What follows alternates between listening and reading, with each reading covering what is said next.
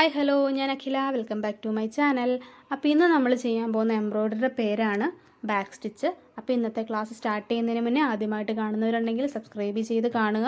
അപ്പോൾ ഞാൻ ചെയ്ത ക്ലാസ്സുകളുടെ വീഡിയോയ്ക്ക് ഇതിൻ്റെ മുകളിൽ ഞാൻ മെൻഷൻ ചെയ്ത് കൊടുത്തേക്കാം. അപ്പോൾ നിങ്ങൾക്ക് അതൊക്കെ കാണാവുന്നതാണ്. അപ്പോൾ കണ്ട് മനസ്സിലാക്കി പഠിക്കുക. അപ്പോൾ നമുക്കിന്ന് പഠിക്കാൻ പോകുന്ന എംബ്രോയ്ഡറി ബാക്ക് സ്റ്റിച്ച് എങ്ങനെയാണ് ചെയ്യുന്നതെന്ന് നോക്കാം. അപ്പോൾ ഓൾറെഡി ലൈൻ വരച്ചതിൽ നിന്ന് കുറച്ച് മേളിലേക്ക് കയറ്റി ഈ ഒരു രീതിയിൽ കുത്തിയെടുത്തതിന് ശേഷം ബാക്കിലേക്കാണ് നമ്മൾ കുത്തുന്നത്. ബാക്കിലേക്ക് കുറച്ച് ഗ്യാപ്പിട്ട് സൂചി കുത്തി മേളിലേക്ക് എടുക്കുമ്പോഴും കുറച്ച് ഗ്യാപ്പിട്ട് കുത്തിയെടുക്കുക. ഈ വീഡിയോയിൽ കാണുന്ന പോലെ ഈ ഒരു രീതിയിൽ നമ്മൾ കണ്ടിന്യൂ ചെയ്താണ് പോകുന്നത്. അപ്പോൾ മനസ്സിലാവാത്തവരാണെന്നുണ്ടെങ്കിൽ പല ആവർത്തി കണ്ട് മനസ്സിലാക്കിയതിന് ശേഷം ചെയ്ത് നോക്കുക. നമുക്ക് ഗ്യാപ്പുകളും കാര്യങ്ങളും ഒന്നും ബാക്ക് സ്റ്റിച്ചിൽ വരുന്നില്ല. നമ്മൾ ബാക്ക് സ്റ്റിച്ച് നമ്മുടെ ഹാൻഡ് എംബ്രോയ്ഡറി ചെയ്യുന്നതിന്, അതായത് നമ്മൾ നീഡിൽ എംബ്രോയ്ഡറി ചെയ്യുന്നതിൽ ഏറ്റവും ഇമ്പോർട്ടൻ്റ് ആണ് ബാക്ക് സ്റ്റിച്ച് പഠിക്കുന്നത്.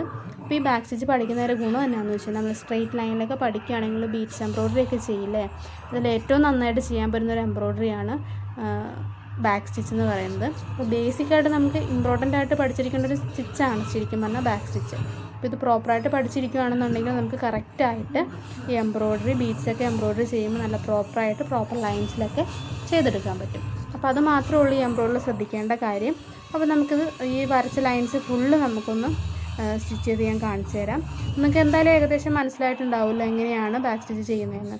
മനസ്സിലായില്ലെങ്കിൽ റിപ്പീറ്റ് ചെയ്ത് വീഡിയോ കണ്ടു നോക്കുക. എന്തെങ്കിലും കമൻസ് ഉണ്ടെങ്കിൽ അറിയിക്കുക. അപ്പോൾ നമുക്ക് ഇന്നത്തെ ക്ലാസ് ഇത്രയേ ഉള്ളൂ, ബാക്ക് സ്റ്റിച്ച് മാത്രമാണ്. അടുത്ത ക്ലാസ് നമ്മൾ ചെയിൻ സ്റ്റിച്ചാണ് ചെയ്യുന്നത്.